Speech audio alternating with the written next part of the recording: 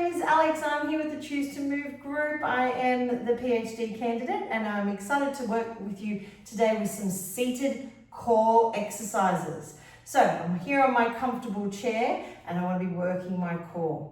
So really, when we think about core, we think about all the muscles that are our flexion muscles of our body, our rotation, they're called our rectus abdominis, our obliques, and then the deeper muscles are our transverse abdominis and pelvic floor. They all work together to be our core. Now, the stronger our core means the better our back, means better our posture and holding ourselves, and overall better for our balance and for coordination. So, first exercise we're going to work on is just breathing. Now, when you want to think of breathing, I want you to think of your body as a balloon.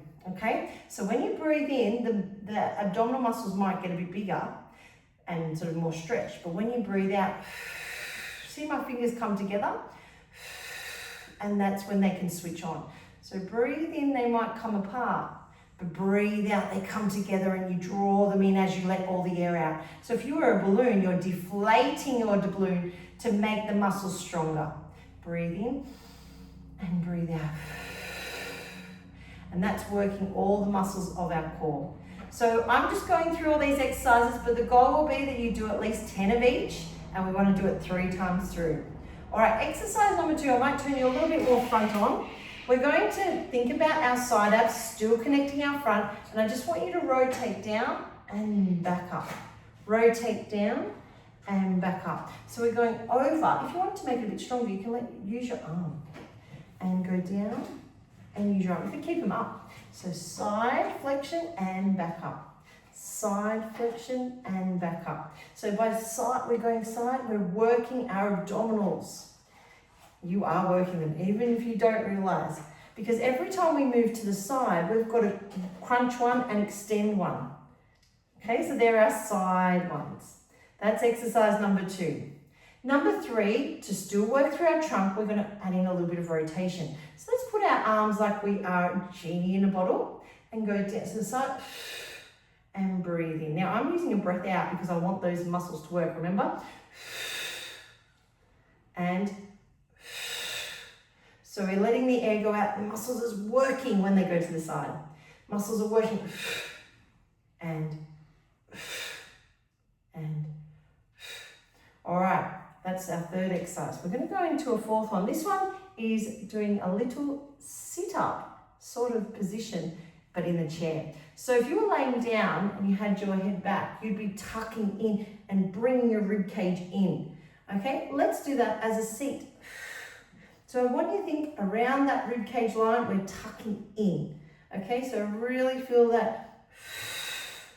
Again, I want the breath. I'll show you side one. Sometimes it's easy for side. Okay, so we're here. I'm doing a little bit of extension and I'm tucking in. Out and tuck in. Out and tuck in. When you do, make sure you have a sturdy chair when you're leaning back on, because that's a nice little back extension as well.